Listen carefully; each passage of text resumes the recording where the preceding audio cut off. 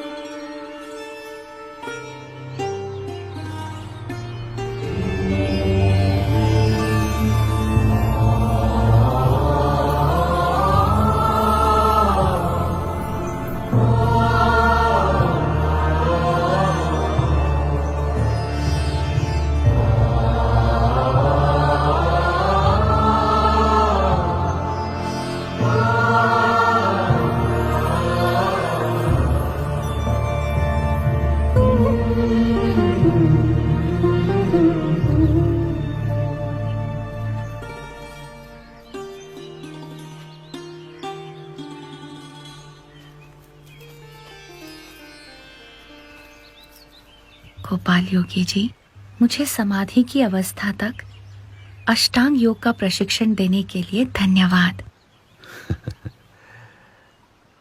यह तो आपकी मनुष्य लीला है प्रभु, कि मुझे आपकी भक्ति का अवसर देने के लिए आपने 12 मास तक मुझसे अष्टांग योग की शिक्षा लेने का यह प्रसंग उपस्थित कर दिया। अन्यथा आपके योग से परे और कोई योग ही नहीं है प्रभु। आप तो सर्वोच्च साध्य ऐसे परमात्मा है।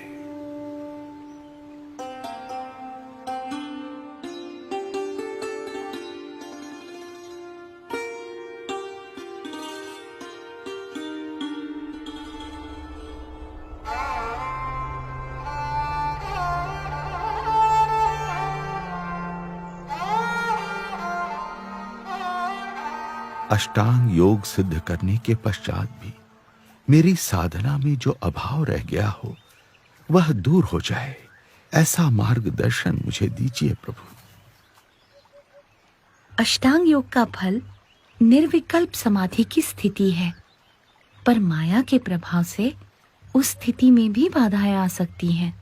इसीलिए निर्बाध और परम कल्याण के लिए परमात्मा की कृपा से ब्रह्म के साथ अपने आत्मा की एकता करके शुद्ध गुणातीत ब्राह्मी स्थिति को प्राप्त करके पर ब्रह्म की भक्ति करना अति आवश्यक है। वही उत्तम निर्विकल्प निश्चय की स्थिति है और वही सर्वोच्च कल्याण है। आपने अतिशय कृपा करके मुझे ऐसे दुर्लभ और नवीनतम दर्शन का प्रशिक्षण दिया है प्रभु। मेरे अंतर में आप ही का स्वरूप स्थित हो गया है नीलकंठ वर्णी। मुझे देह भाव की विस्मृति हो रही है। आपकी कृपा से मैं कृतकृत्य हूं नीलकंठ वर्णी।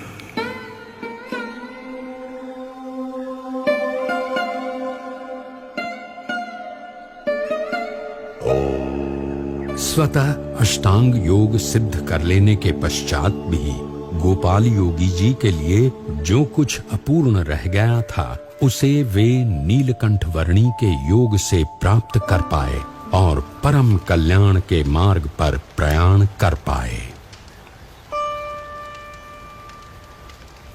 पृथ्वी पर कई ऐसे जीव थे जो अष्टांग योग जैसी उच्च साधना तो नहीं कर पा रहे थे, पर किसी न किसी प्रकार से मोक्ष प्राप्ति के प्रयास तो अवश्य कर रहे थे। नीलकंठ वर्णी चाहते थे कि हर एक जीव आत्यंतिक मोक्ष की परिभाषा से अवगत हो और परम कल्याण को प्राप्त हो। इसी उद्देश्य की पूर्ति के लिए पश्चिम दिशा में जाकर बसने के संकल्प के साथ नीलकंठ वर्णी बढ़ चले अपनी अनंत कल्याण यात्रा के अगले पड़ाव पोखरा से होते हुए काठमांडू की